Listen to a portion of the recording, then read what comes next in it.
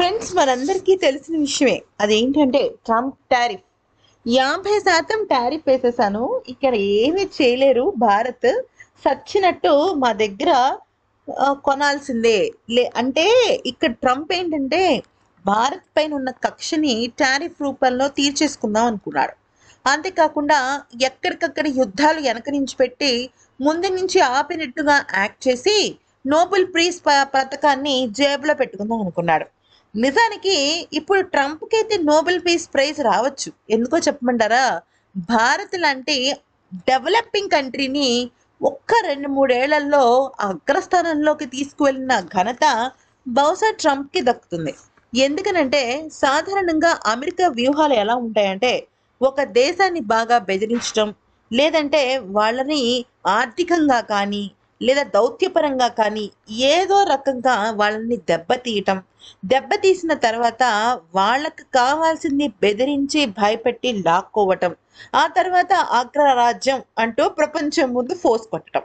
ఇదంతా కూడా అమెరికా జనరల్గా ఫాలో అయ్యే ప్రణాళికే.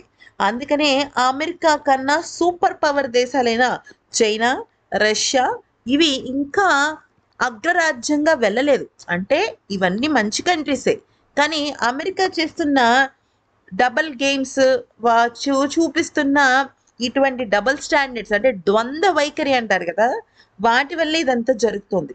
కాకపోతే భారత్ ఇప్పుడు అమెరికా చేస్తున్న మోసాల్ని బయట పెట్టడమే కాకుండా చైనా, రష్యాతో కలిసి ఏం కావాలో అది భారత్ తన డోర్ డెలివరీ అంటారు చూసారా, అటువంటి సేవలను చాలా సులువుగా అందిపుచ్చుకుంటోంది. అయితే ఒక పక్కన శత్రువుకి బుద్ధి చెప్తూనే మరొక పక్కన దేశాన్ని ఎంత అద్భుతంగా ముందుకు నడిపిస్తుందో ఈ వీడియో ద్వారా మనకు తెలుస్తుంది. అయితే చైనా రాత్రికి రాత్రే మొత్తం గేమ్ని మార్చేసింది.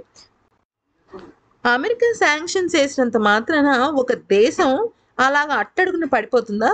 సమస్య అనేది లేదు. అది ఫస్ట్ నిరూపించింది చైనా. ఇప్పుడు అంతకన్నా నిరూపించి ఒక్క దెబ్బకి తొడగొట్టబోతోంది మన భారత్. ఎలాగంటే ఫ్రెండ్స్, మీకు ఒక విషయం చెప్పాలి. అయితే అమెరికా ఎప్పుడైతే 50% టారిఫ్ వేస్తుందో అప్పుడు వెంటనే భారత్ వచ్చేసేసి కాళ్ళ మీద పడిపోయి టారిఫ్స్ తగ్గించండి అంటూ డీల్స్ మాట్లాడుకుని బార్గెనింగ్ చేస్తారు ఏమో అనుకున్నాడు. కానీ భారత్ మాత్రం నీకు నచ్చింది చేసుకో అని చెప్పడం జరిగింది. కానీ ఎప్పుడైతే వాంగ్ యీ అంటే చైనా విదేశాంగ శాఖ మంత్రి ఇక్కడికి వచ్చారో ఒక్కసారి గేమ్ మారిపోయింది ఫ్రెండ్స్. మీరు నమ్మినా నమ్మకపోయినా జియో పాలిటిక్స్లో ఇది ఒక రెవల్యూషన్ అని చెప్పొచ్చు. ఫ్రెండ్స్, ఇక్కడ మనకు గుర్తున్న విషయం ఏంటంటే భారత్ చాలా మేజర్ ప్రాజెక్ట్స్, అంటే హైవేలు వేయడం కానీ స్పీడ్గా, అంటే 6 liner highway, 12 liner highway, 28 liner highway, ఇలాంటి అద్భుతమైన స్పీడ్ జెట్ హైవేలు వేయడానికి కానీ, బుల్లెట్ ట్రైన్స్ అంటే మనకి స్వరంగ మార్గాలు అంటారు చూసారా, అవి తవ్వడానికి కానీ, ఈవీ బ్యాటరీలు నిర్మించడానికి దానికి సంబంధించిన డెవలప్మెంట్ కానీ కావాలి అంటే అది కేవలం చైనా దగ్గర నుంచే వస్తాయి. అసలు ప్రపంచ దేశాలన్నిటికీ కూడా రేర్ ఎర్త్ మినరల్స్ అని ఉంటాయి. అంటే అస్సలు అవి బయట దొరకవు, అటువంటి ఖనిజాలు ఉంటాయన్నమాట. ఆ ఖనిజాల నుంచే ఇప్పుడు ఆయుధాలు తయారు చేయాలన్నా ఆ ఖనిజాలే, ట్రైన్లు తయారు చేయాలన్నా ఆ ఖనిజాలే, ఈవి కార్లు తయారు చేయాలన్నా ఆ ఖనిజాలే. అయితే మొన్నటి వరకు చైనా అమెరికాకి అవి ఎక్స్పోర్ట్ చేసింది. కానీ అమెరికా దేశం ఏమనుకుందంటే అబ్బా నేను టాపు, అసలు నన్ను ఎవ్వడం ఏం పీకలేడు, నేను టారిఫ్స్ గుద్దుతా అని చెప్పి రంగంలోకి దిగింది.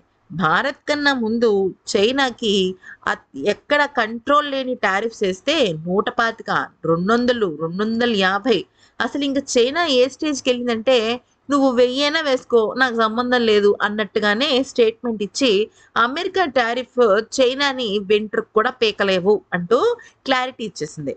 అంతవరకు అయితే ట్రంప్ శాంతించాడు. సర్లే వీళ్ళని ఎంత చేసినా ఏం లాభం లేదని చెప్పేసి భారత్ వెనకాల పడ్డాడు. భారత్ పైన 50% సుంకాలు వేశాడు. భారత్ లొంగిపోతుంది, నోబెల్ ప్రైజ్కి ట్రంప్ని వెనక నుంచి పోగేసేసి అబ్బా మీరే దేవుడు, మీరు లేకపోతే మాకు ఇంకా లేదు ఏమి అని చెప్తుందేమో అనుకున్నారు. కానీ భారత్ అసలు అలా ఏం చేయలేదు. నీకు నచ్చినట్టు నువ్వు వేసుకో, నువ్వు చేసింది మాత్రం తప్పు అంటూ ఒక సోషల్ మీడియాలో ఒక పోస్ట్ పడేసి నెక్స్ట్ రోజు నుంచి రంగంలోకి దిగింది. అయితే అజిత్ దోవల్ గారు రష్యాకి వెళ్ళారు. ఇప్పుడు జయశంకర్ గారు రష్యాలో ఉన్నారు. చైనాకి సంబంధించిన విదేశాంగ మంత్రి ఇక్కడికి వచ్చేసారు. చైనా శాంక్షన్స్ అన్ని తీసింది భారత్ మీద. ఇప్పుడు చైనా శాంక్షన్స్ తీసేయటంతో అబ్బా నా రాజా, అసలు భారత్ ఏ స్టేజ్కి వెళ్తుందో మనం మాటల్లో చెప్పలేం. అయితే చైనా, నిజం చెప్పాలంటే చైనాకి ప్రపంచంలో ఎవ్వరి దగ్గర నుంచి ఇంపోర్ట్స్ అక్కర్లేదు ఫ్రెండ్స్. చైనాని ఒక సెల్ఫ్ డెవలప్డ్ వరల్డ్ అని చెప్పొచ్చు. అంటే చైనాకి ఏ దేశంతోనో సంబంధం లేకపోయినా ఆ దేశం ఒక్కటే ప్రపంచంలో బ్రతకగలదు. అటువంటి దమ్మున్న దేశం. అయినప్పటికీ కూడా మీరు పంపించిన గూడ్స్ అమెరికా తీసుకోకపోతే మాకు పంపండి, అసలు ఆ షిప్ని ఇటు తిప్పేసేయండి, ఆ షిప్ అమెరికాకి పంపించకండి, ఇటు పంపించండి, మేము లో టారిఫ్తో మేము మీ గూడ్స్ కొంటాము అని చెప్పడం జరిగింది. అంతేకాదు ఫ్రెండ్స్, రాత్రికి రాత్రే చాలా శాంక్షన్స్ మనకి చైనా దగ్గర నుంచి విముక్తి పొందడం జరిగింది. దాంతో రేర్ ఎర్త్ మినరల్స్ ఇప్పటికే ఒక పెద్ద గూడ్స్ షిప్ అనేది బయలుదేరుతుంది.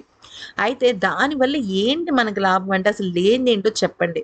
దానివల్ల ఇప్పటి వరకు ఆగిపోయిన ప్రాజెక్ట్స్ అన్నీ స్టార్ట్ అవుతాయి అన్నమాట. అంతేకాకుండా ఈ ప్రాజెక్ట్స్ మేము మీతో కలిసి చెయ్యాలి అంటే మేము ఏం చెయ్యాలి అని చైనా భారత్ దగ్గరికి వచ్చి అడిగితే, మీరు మీడియాకి సంబంధించిన రహస్యాలన్నింటినీ కూడా మా దగ్గర తుడిచిపెట్టేయండి, మనం స్నేహితులుగా ముందుకు వెళ్దాం అంటూ చెప్పడం జరిగింది. కరెక్టే, మనందరి మనసులో ఒక డౌట్ ఉంటుంది. చైనా రేపొద్దున్న, చైనా నమ్మలేం, ఏదైనా చేయొచ్చు. అలా చేస్తే పరిస్థితి ఏంటి అంటే ఫ్రెండ్స్, మన దేశం ఎలా ఉంటుందంటే మీరు ఒక సామెత వినుండొచ్చు, నోరు మంచిదైతే ఊరు మంచిది అవుతుంది అని. అటువంటి దేశమే మనది. ఎప్పుడు కూడా మన భారతదేశం కంట్రోల్డ్గానే ఉంటుంది. మన దేశం మీద ఎటువంటి చర్యలు తీసుకున్నా కూడా తగిన రీతిలో బుద్ధి చెప్పి ఒక ఫ్రెండ్లీ గ్లోబల్ రిలేషన్ని మెయింటైన్ చేస్తుంటుంది. తద్వారా ఇవాళ శత్రువులుగా కొంతమంది ఉండొచ్చు, కానీ అదే మనుషులు రేపు మిత్రులు అవుతారు. దానివల్ల మన దేశానికి, మన జాతికి ఎంతో ఎంతో అడ్వాంటేజెస్ ఉంటాయి. అది కదా మనకు కావాల్సింది. అర్థం పర్థం లేని యుద్ధాలు, అసలు లెక్కపత్రం లేని టారిఫ్లు మనకెందుకు? మన ప్రపంచం అంటే మన దేశంలో ప్రజలు, యువత ప్రతి ఒక్కరూ లాభపడాలి. మన దేశం అభివృద్ధి బాటలో నడవాలి. ఇది భారత్ ఎజెండా. దీనికి ట్రంప్ వస్తాడా లేకపోతే ఇంకోళ్ళు వస్తారా? అసలు అంతెందుకు ఫ్రెండ్స్, మన భారత్ ఇప్పుడు ఆఫ్రికా కూడా వెళ్ళిపోయింది. రష్యాతో కలిసి అక్కడ ఆర్కిటిక్ దానిలో ఇప్పుడు చమురు కోసం కలిసి కొలాబరేట్ అయ్యి వాళ్ళు ఆయిల్ ప్రొడక్షన్ వైపు దృష్టి పెట్టారు. అసలు ఒకటి కాదు, ట్రంప్ టారిఫ్ వేయటం అనేది నిజంగా దేవుడు మనకిచ్చిన ఒక అద్భుతమైన వరం. అంతేకాకుండా ఇప్పుడు భారత్కి చైనా ఎన్ని అద్భుతమైనవి పంపిస్తుందంటే, టన్నెల్ డ్రౌనింగ్ మెషిన్స్ అని ఉంటాయన్నమాట. అంటే పెద్ద పెద్ద సొరంగాలు తవ్వాలి అంటే సాధారణంగా ఒక ఒక మెషిన్కి, అంటే లేటెస్ట్ మెషిన్కి కనీసం ఒక నెల నుంచి, చిన్న సొరంగం అయితే ఓ 6 నెలలు 8 నెలలు సంవత్సరం కూడా పడుతుంది. అలాంటిది చైనా దగ్గర ఉన్న మెషిన్స్ ఎలా ఉంటాయంటే జస్ట్ ఒక 10 డేస్లో సొరంగం, ఎంత పెద్ద సొరంగం అయినా తవ్వచ్చు అనమాట. అది జర్మన్కి అమ్ముతూ ఉండేది చైనా. అది రేర్ ఎర్త్ మినరల్స్కి సంబంధించింది. అయితే అది ఇప్పుడు అమెరికా కాకుండా భారత్కి పంపిస్తానని చెప్పింది. అబ్బా, అసలు ఇలాంటివి ఇదే కాదు ఫ్రెండ్స్, మ్యాగ్నెట్కి సంబంధించినవి, అలాగే ఇంకా చాలా ఎలిమెంట్స్, కెమికల్ ఎలిమెంట్స్ అనమాట. వాటన్నిటితో ఎన్ని లాభాలు ఉన్నాయో మనం చెప్పలేం. ఇంకా డిఫెన్స్ డిపార్ట్మెంట్ అయితే మన భారతదేశానికి నెక్స్ట్ లెవెల్, టాప్ 1కి వెళ్ళిపోయిన ఆశ్చర్యం లేదు. సో ఆ వస్తువులన్నింటినీ కూడా చైనా మనకు పంపిస్తుంది. ఇదంతా చూసిన ట్రంప్కి ఏం చేయాలో అర్థం కాదు. పడుకుని నోబెల్ పీస్ ప్రైజ్ కోసం కలలు కనడమే. ఎందుకంటే ఇప్పుడు ఆ నోబెల్ పీస్ ప్రైజ్ కోసమే తన పొలిటికల్ కెరియర్ని, తన అధ్యక్ష పదవిని చిన్నాభిన్నం చేసుకుంటున్నాడు. ఇక ఈ మాటలు విన్న తర్వాత ట్రంప్కి నిద్ర కాదు కదా, నిద్ర అన్న మాట నిద్రలో కూడా రాదు, కళ్ళలోకి కూడా రాదనమాట. అది జరిగిన విషయం. మరి ఈ వీడియో కనుక నచ్చితే లైక్ చేసి సబ్స్క్రైబ్ చేసుకోండి ఫ్రెండ్స్. మేము ఎన్నో లేటెస్ట్ అప్డేట్స్ మీ ముందుకు తీసుకొస్తాం.